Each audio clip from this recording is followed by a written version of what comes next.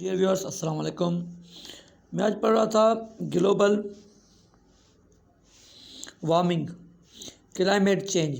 तो उसके दूसरे जो काजेज़ से पहले मैंने जो स्टार्ट किया use of green house gases. तो जब मैंने इस पे थोड़ी सी रिसर्च की तो जो बात मुझे समझ में आई है वो मैं आपको समझाने जा रहा हूँ। हर किसी का समझाने का अपना टीचर का मेथड था, तो मैंने सोचा हो सकता है मैं थोड़ा सा आसान करके आपको समझा सकूं, तो इसलिए मैं ये वीडियो बनाने जा रहा हूं। अगर आपको वीडियो हमारी समझ में आ जाए तो हमारे चैनल को सब्सक्राइब कर दीजिएगा ताकि आपको भी नॉलेजेबल वीडियो मिलती रहे और आपकी वजह से हमें भी थोड़ी सी सपोर्ट हो जाए। तो use of green house gases क्या हैं, आप देखते हैं हमारे यहाँ जितनी सर्दी पड़ती है, हम तो सिंध में रहते हैं, थोड़ी सी पड़ती है, जो पंजाब में रहते हैं उनके यहाँ ज़्यादा पड़ती हैं। तो कुछ पौधे जो आपके यहाँ नहीं हो पाते, कुछ सब्जियां जो आपके पास नहीं हो सकती पंजाब में, वो इस वजह से नहीं होती क्योंकि वहाँ पर सर्दी ज़्यादा होती है। तो यहाँ से एक्सपोर्ट होती हैं सिंध से कुछ सब्जियां पंजाब की तरफ, और ज़्यादा से ज़्यादा सर्दियाँ जो पड़ती हैं कोयटा की तरफ पड़ती हैं या उन इलाकों में पड़ती हैं जहाँ पर ज़्यादा सर्दी होती है, वहाँ पर सब्जियाँ नहीं होती, बिल्कुल ही नहीं होती। यहाँ से वहाँ पर एक्सपोर्ट करनी पड़ती हैं।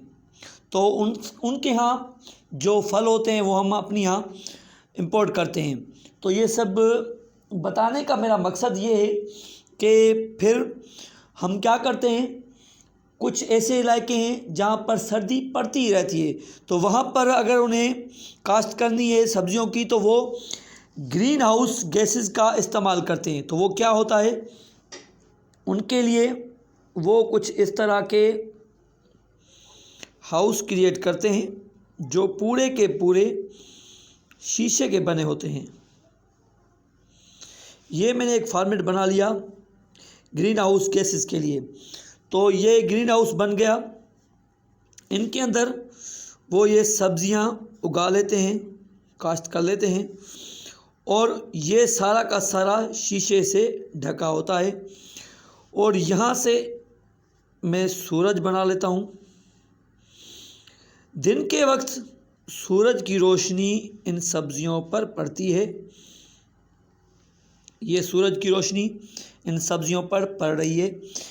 ये रात के वक्त जो ये IRR इंफ्रा रेड रिएक्शन है, ये दिन के वक्त जो होता है, ये शाम के वक्त रात होते ही ये वापस जाने लगता है। तो जैसे ही ये वापस जाने लगता है तो यहाँ पर आने से पहले भी इसने कुछ यहाँ से क्रॉस किया था। पहला तो ओजोन था, उसके बाद यहाँ भी एक लेयर बनी है हमारे ट्रोपोस्फेयर। यहाँ पर जैसे ये एंटर हुई रेडिएशन, यहाँ से जब ये वापस जाने लगी तो इस शीशे ने, ये जो गिलास है, उसको रोक लिया, क्योंकि अगर ये रेडिएशंस वापस चली जाती तो रात के वक्त फिर से ये सब्जियां सर्दी की वजह से ख़राब हो जाती। यहाँ तक तो आपको समझ में बात आ गई होगी कि ये गिलास क्यों लगाया गया, क्योंकि ये दिन के वक्त जो IIR यानी इंफ्रा रेड रेडिएशन आती हैं वो रात के वक्त वापस ना जाएं और इन पौधों को गर्म रख सकें। ये हुआ use of green house gases. इसी तरह यहाँ पर हम आपको अपने दुनिया का मिसाल दे देते हैं। ये है हमारी वर्ल्ड दुनिया, इस पे भी कुछ इसी तरह से सूरज की रेडिएशंस आती हैं यहाँ, और ये रेडिएशंस जब हमारी दुनिया पर पड़ती हैं तो शाम होते ही ये ओजोन से आई, और उसके बाद यहाँ पर एक और चक्कर बना हुआ है, एक और चक्रव्यूह बना हुआ है, वो है गैसों का। कुछ गैसेस हैं जो यहाँ से हमारे जो हम यूज़ करते हैं, जैसे कि हम फ्यूल है वो ज़्यादा यूज़ होता है, कोयल है, कोयला ज़्यादा इस्तेमाल होता है एनर्जी बनाने के लिए। वो ज़्यादा से ज़्यादा जब इस्तेमाल होता है तो उनसे कुछ गैसें बनती हैं, जैसे carbon dioxide, carbon di monoxide, sulphur oxide. उनकी वजह से यहाँ कार्बन डाइऑक्साइड मैं लिख लेता हूँ in short, carbon dioxide, carbon di monoxide, sulphur monoxide, sulphur monoxide नहीं, सल्फर ऑक्साइड। तो ये गैसें यहाँ पर इन्होंने अपनी एक लेयर बनाई हुई है। तो जैसे ही ये दिन के वक्त यहाँ पर आए या आते हैं, यानी इंफ्रारेड रेडिएशन आती है और रात के वक्त वापस जाने लगती है, तो ये जो लेयर बनी होती है उनको वापस नहीं जाने देती, उनको वहीं पर रोक लेती है। तो इनके यहाँ रुकने से क्या होता है, इनके यहाँ रुकने से हमारी ज़मीन का टेम्परेचर बढ़ जाता है।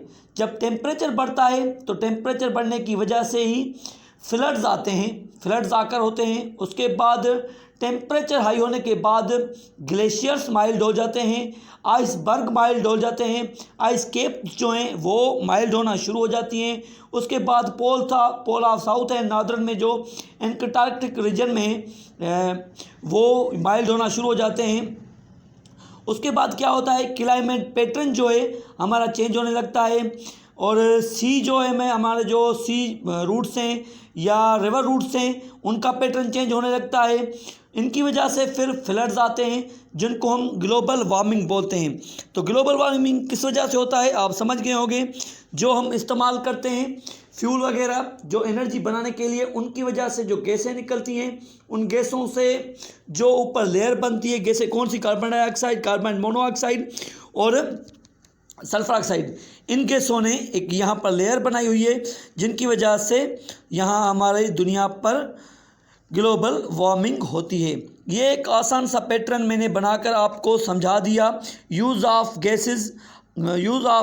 Green house gases. तो ग्रीन हाउस गैसेस की वजह से ये जो हमने आपको समझाया ये जस्ट एक पैटर्न था।